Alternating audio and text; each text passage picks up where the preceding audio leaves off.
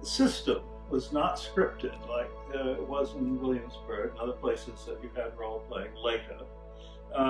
We used to think of it as sort of like an imposterization. You took on, like a method actor, the role of this individual and worked out how he might or she might act. And so to do any one of these roles, you had to learn about the biography if there was any. If you were new, you got a name that we had nothing connected except maybe a place. And then you tried to give them their worldview. That meant for years there was a lot of teaching of theology, because that was very important to Calvinist group here.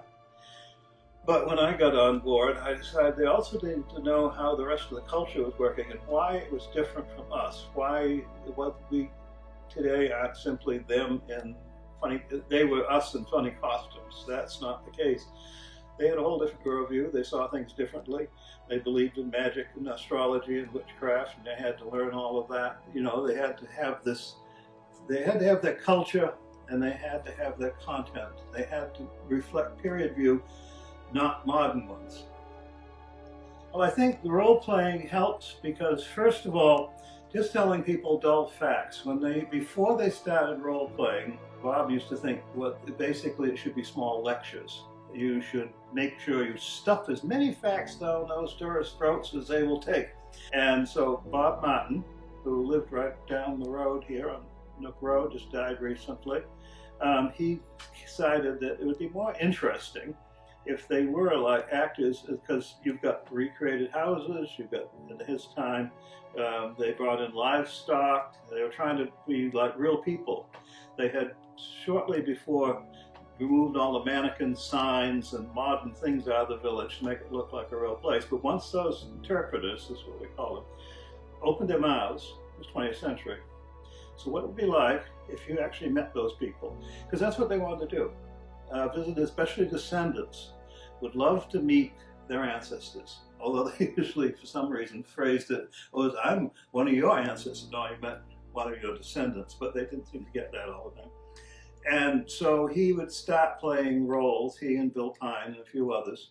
And then after Dave Freeman died and Jim left and David Case took over, David didn't know really what was going on. He had a background in banking, but they wanted a businessman. They had enough of the scholars for a while. And so Bob and I got together.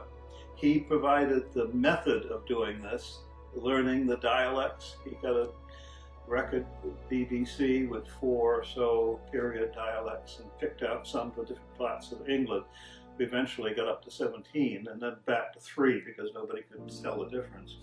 And he put the technique together that is still being used, or what? Yeah, I think it still is. And I put down the content. You know, history. You know, what was the money worth then? How would you handle things like washing? You know, do you tell people about washing bats? You know, things like that. You have to get the culture right, and you know, to play the roles. And because of that, you're seeming like you're learning not just some dry facts, but you're meeting the people and hopefully the society and social work that reflected what was going on both in England and in Plymouth in the 1627 period.